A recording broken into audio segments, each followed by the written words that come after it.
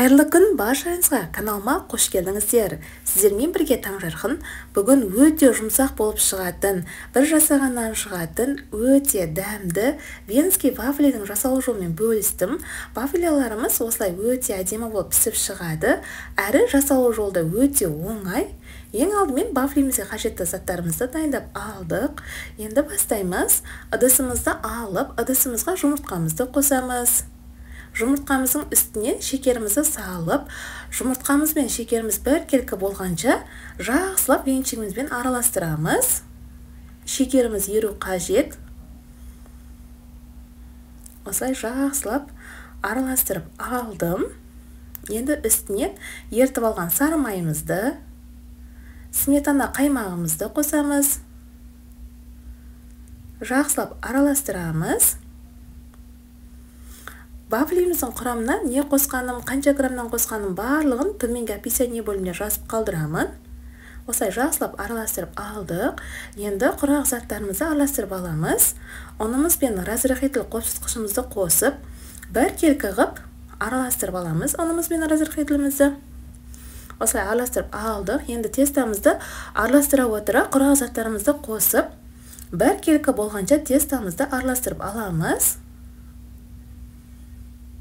Осылай жақсылап, біркелкі болғанша жақсылап араластырып алдым. Тестамыз дайын, біркелкі әдемі болып шыққан. Енді вафлицамызды алдын ала қыздырып аламыз. Қыздырып алғасын үстінен сұйық майымызбен, щеткамызбен осылай майлап алып, дайындап алған тестамыздан 1,5 ас қасық құйып шығамыз. Осылай 1,5 ас қасықтан құйдым.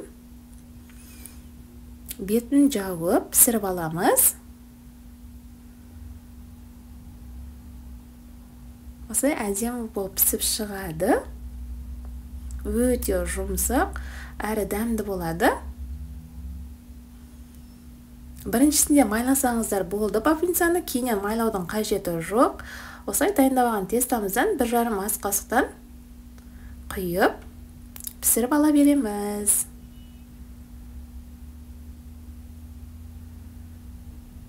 Осылай пісіп шықты. Осымен өте дәмді, әрі жұмсақ болып шығатын, бір жасағаннан шығатын венский вафлиларымыз дайын.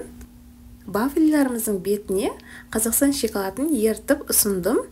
Және жеміс-жидектерді қоссаңыздар да өте әдемі көрінеді, әрі дәмді болып шығады. Егер сұрақтарыңыз болып жатса, комментарийға жазып қалдырыңыздар, міндетті түрде жауап беремін. Қош, сау болыңыздар.